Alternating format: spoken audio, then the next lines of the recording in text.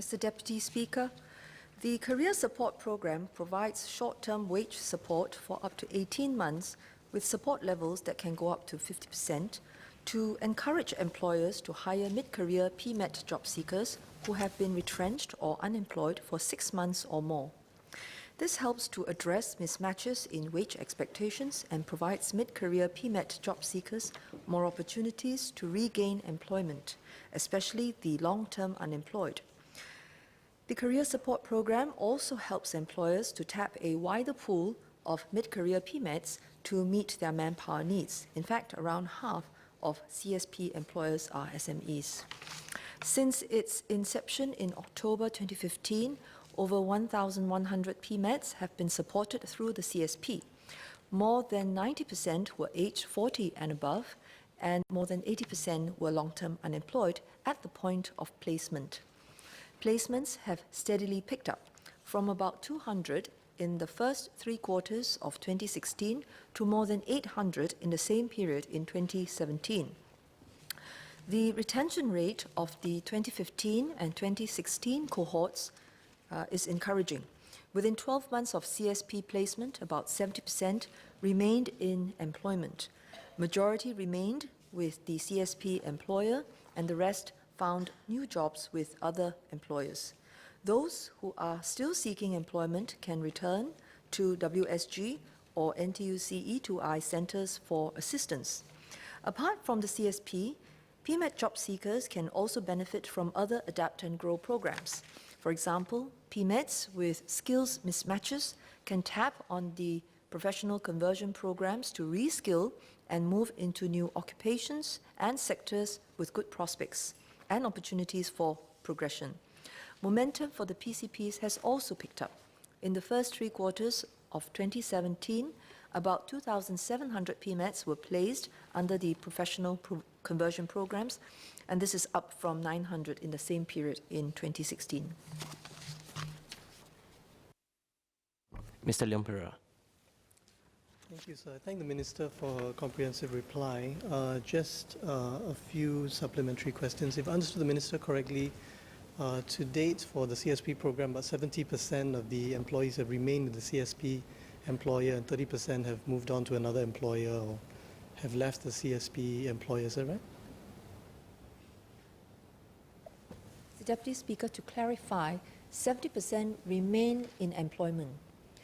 But as it turns out, of those who remained in employment, 70% remained with the same employer and 30% moved on to another employer. But so as not to confuse matters, we just stick to 70% remained in employment. Thank the Minister for clarification. So my supplementary question would be to date, based on these figures, I suppose a minority of them, I mean, there was a certain amount of attrition, 30%.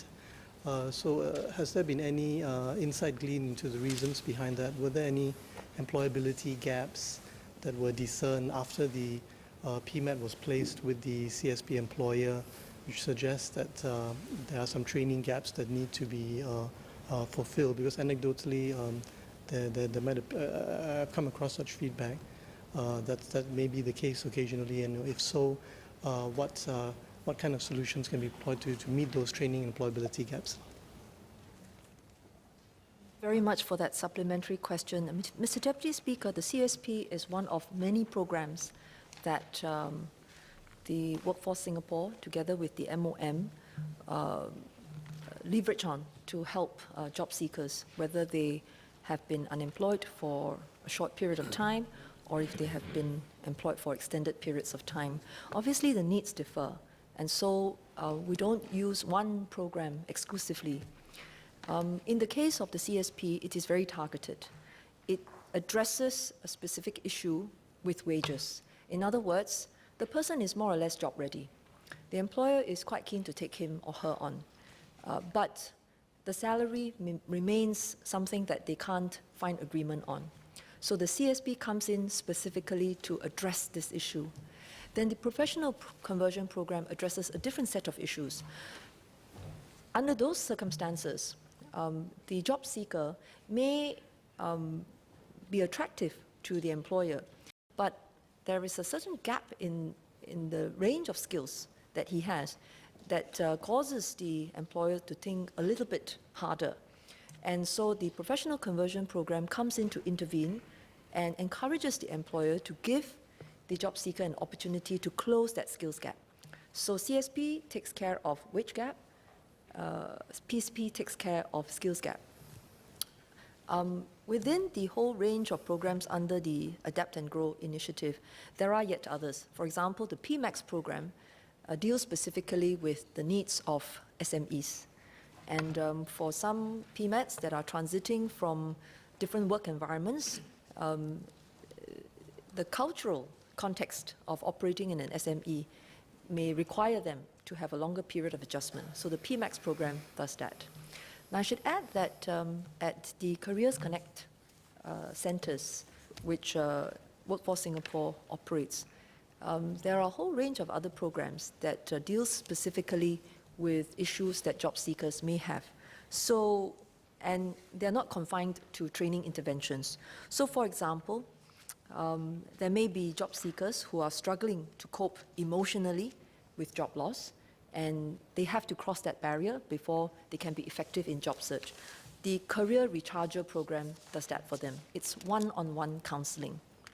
And then there are those who have overcome that barrier, and but they want to share tips with other job seekers who are looking for work in the same field.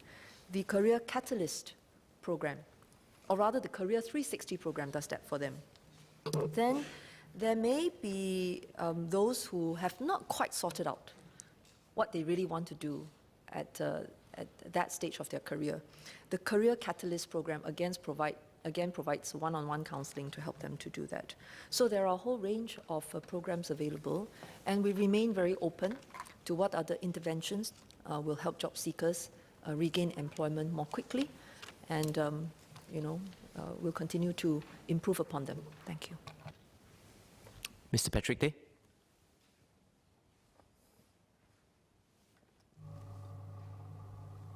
Thanks, Minister, for the answer. Just two supplementary questions. Firstly, from my knowledge of the CSP, I think there are still quite a number of SMEs, SMEs as well as employers in those SMEs who are not aware of the CSP.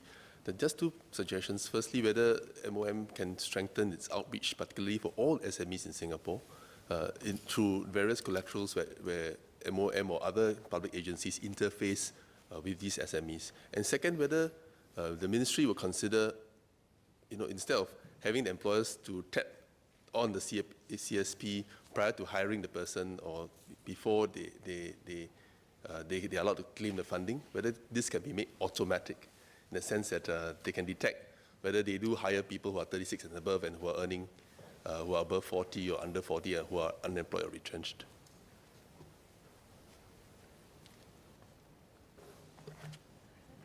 Mr. Deputy Speaker, I thank Mr. Patrick Tay for the feedback. It's well noted. The CSP program has been ongoing for just about 2 years. We accept the fact that we can improve on outreach and enable more employers to know about the help that is available to them, and will certainly strengthen the outreach, particularly to SMEs. As it stands right now, the outreach to the SMEs, or at least if we look at the numbers, SMEs take-up is not too bad. It's about half. Then to his question, if I understand correctly, is can we detect that a person has been employed and automatically provide a CSP assistance to his employer? The difficulty with that is that how do we know that there was a wage gap?